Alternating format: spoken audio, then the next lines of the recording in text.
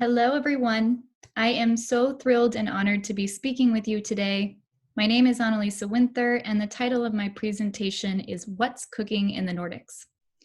But before we dive into some pretty amazing stories of how people are taking action through food, I want to start by talking to you about why food matters. So the United Nations created the Sustainable Development Goals in 2015, which are 17 interlinked goals that we need to solve by 2030. And food shows up in a couple of them. Food is goal number 2, zero hunger. It's number 3, human health and well-being.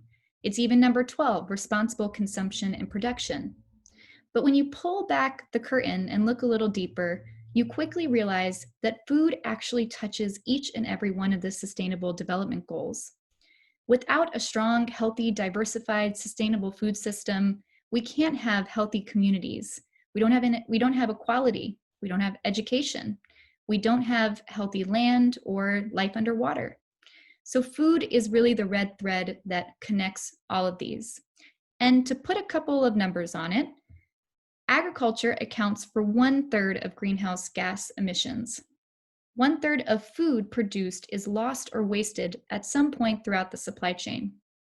And by 2050, we know that 9 billion people will inhabit Earth while our production rates are declining. That's a lot of mouths to feed if we don't know how we're going to do it. So, needless to say, the problems with food are huge. But I don't say these numbers to scare you. I say it because the biggest problems are also the biggest opportunities. And this is something that I realized when I started a job as a venture scout for a large Finnish food and beverage company called Paulig. And my job was to be a venture scout, which meant that I got to drink coffee with really cool people who worked all across the food system in different roles across the supply chain. And my job was to identify different investment opportunities and megatrends for what was appearing in the Nordics. And in doing so, I quickly realized how complex food is and how many different businesses are involved. But I also realized that we had a budding food ecosystem coming up in the Nordics. And at the same time, this system was really new and people weren't yet talking to each other. So in addition to drinking a lot of coffee, I started sending a lot of emails as I would hear different people's stories and realize that they had a very similar mission or vision to someone else I'd met in a different part of the Nordics. So slowly but surely, I started connecting different actors who were up and down the supply chain with different geographic parts of the Nordics, from Stavanger to Stockholm to Copenhagen to Oslo. And that led me to starting something that is called the Nordic FoodTech Podcast. And the goal of the show quickly became to spotlight different actors who are taking action through food, not only to tell inspiring stories of what people are doing to create the future that they want to see, but also to practically start identifying different nodes in the ecosystem so that people would know who they could talk to about what, where they could find the resources they need, as well as who were the people that are thinking like them. Because many times when you start in any job or in a startup, you kind of have your blinders on where you're just thinking on what you're doing and you don't have a lot of time to take coffees and investigate and research and figure out what's going on. So this really became a way for me to outsource the job that I was doing and enable peer-to-peer collaboration as we started to tell the stories of what's going on and people could then connect with each other. So today I'm going to share a couple of examples from Denmark of different action that people are taking. And the first one I want to start with is a Danish retailer called Coop. So Coop is one of the biggest supermarkets in Denmark, and true to its name, it's a cooperative that's owned by its members. So of course, if you're a startup who's looking to get off the ground and you make a food or beverage product, one of the big goals is going to be to get on the shelves of a supermarket. That's where you want to sell your goods. And Coop found that they were getting tons of requests from new startups asking to be put on their shelves. But many of these companies were too young. They didn't have the scale, the production, or any of the things that you need to really be rolled out across the country. And Coop didn't want to just turn all these people away. They wanted to help nurture the relationship so that at the point where the startup was old enough to really reach that level of scale and expansion, they would be able to know them and push them along on their way. So they started something that's called Coop Crowdfunding. And this is a crowdfunding platform similar to Kickstarter or other ones you might have seen, but it's focused on early stage food companies who can sell, and the different members of Co-op get to come in and vote on the products that they like the most and the ones they would like to see on Co-op shelves.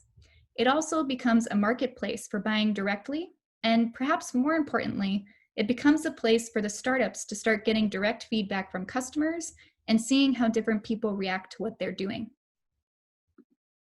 Now let's turn to the restaurant world. So this is Kim Weindorp. He's the head of research and development at Amas, which is one of the best restaurants in the Nordics. It's also been recognized as one of the most sustainable restaurants in the Nordics.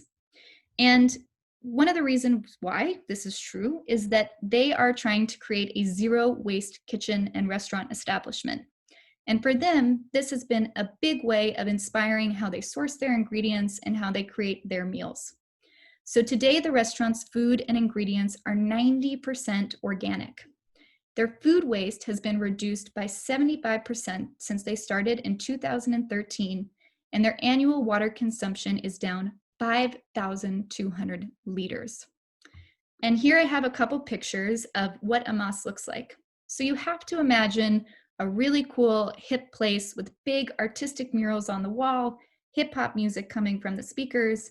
And if you were to look outside behind you, you would see a beautiful green garden that has 80 varieties of plants and an aquaponic farming system, as well as a greenhouse. And one of the cool things about how Amas has gone about achieving zero waste in their kitchen is that they don't work with big suppliers. They found that it was too difficult to co-create the relationship they need in order to achieve this zero waste goal.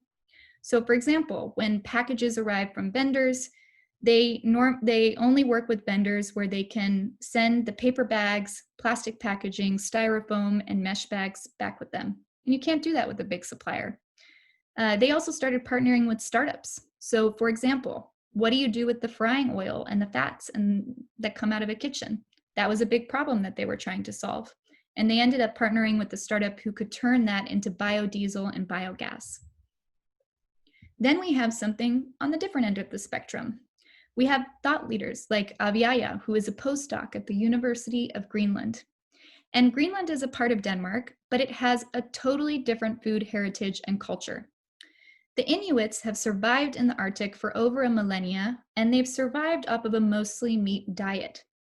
Their culture, however, has been largely challenged by the new food pyramid and many of the diet recommendations that are guiding people to eat more plant-based. This is a problem because in Greenland, many people have food allergies to Western foods because it has never been a part of their diet, and also because it's very entwined with their culture, and they have a long history of living off of the land in harmony with nature that's being threatened because it's misunderstood. Aviaya has been doing research into the microbes that exist in traditional Greenlandic foods, many of which occur through fermentation, which is another big trend that we see in the Nordics. She's also been studying the Inuit microbiome, looking at the makeup of their gut to see how different things interact with each other. A lot of her work challenges the idea that eating meat is bad for the planet, as well as championing indigenous diets, recognizing that one size does not fit all when it comes to food policies, and that it's important to take diversity of culture into account. Hopping to another example, we have big Danish companies like Maersk, the shipping and logistics company, who's also starting to get into food. And you might be wondering, what? Why? What's Maersk doing in food?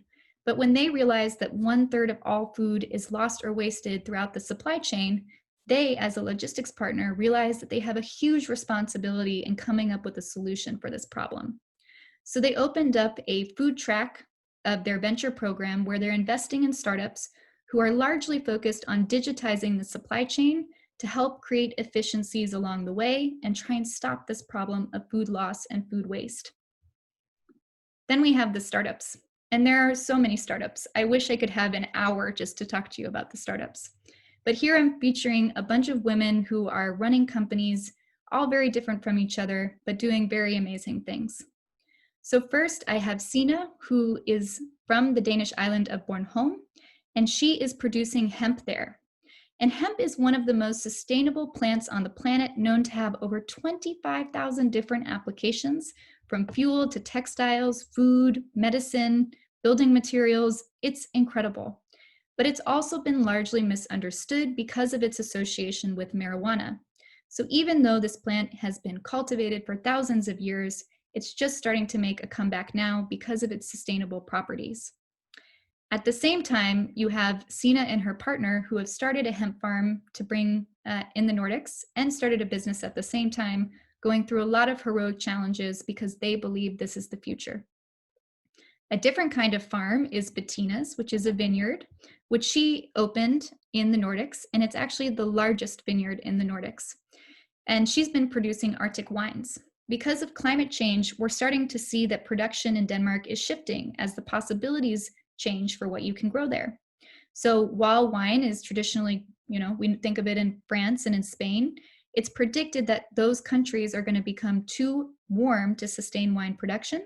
So actually a lot of investors are starting to buy land in the Nordics to hedge their bets, believing that that's going to be the future of wine production. Then you have Melina, who has some critters up and down her arm. And Melina is working with another food that is thousands of years old and has a rich food heritage, but is new to the Nordics and considered a novel food in the European Union.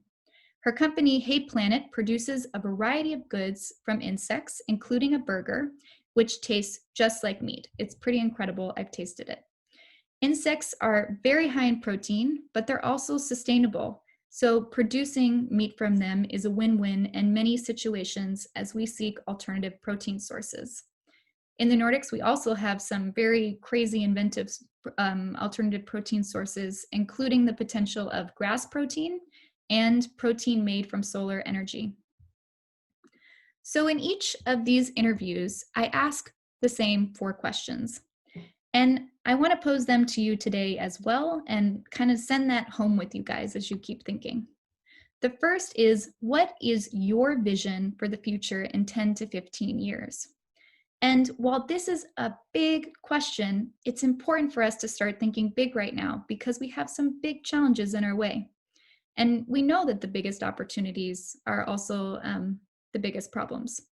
So in the Nordics, we have a culture of being humble and not bragging about yourself.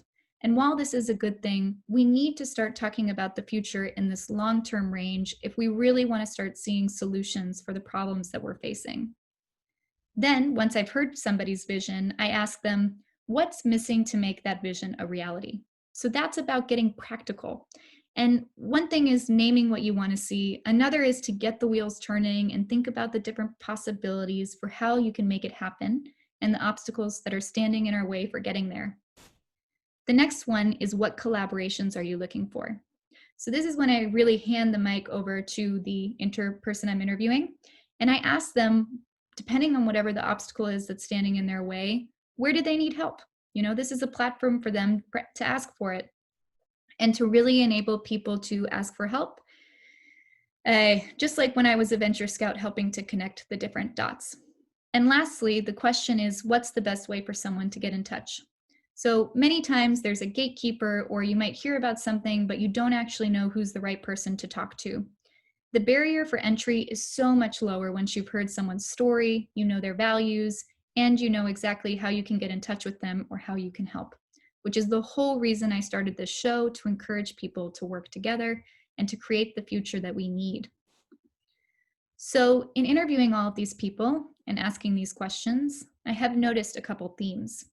One is that almost everybody thinks that technology is the great enabler and will be a huge part of creating the solutions that we want to see. The next is that all food in the future will be healthy and sustainable. So many people that came on the show imagine a future where you trust the food system again, and everything you would buy in the store by default or directly from the farm is healthy and sustainable, it's affordable, and something that you can rely on. The last is that your backyard can bear many fruits.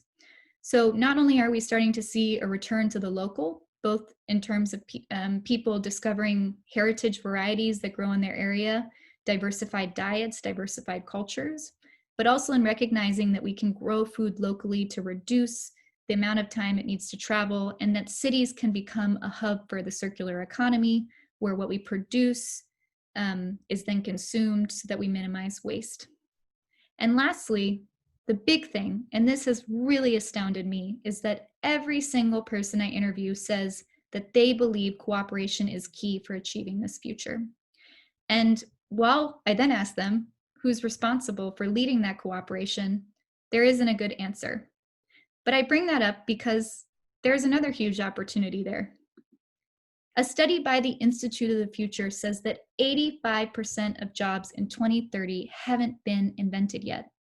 That means that there's a massive opportunity for you to make a difference and find your niche. And that's why I leave you with, what future will you create? Thank you.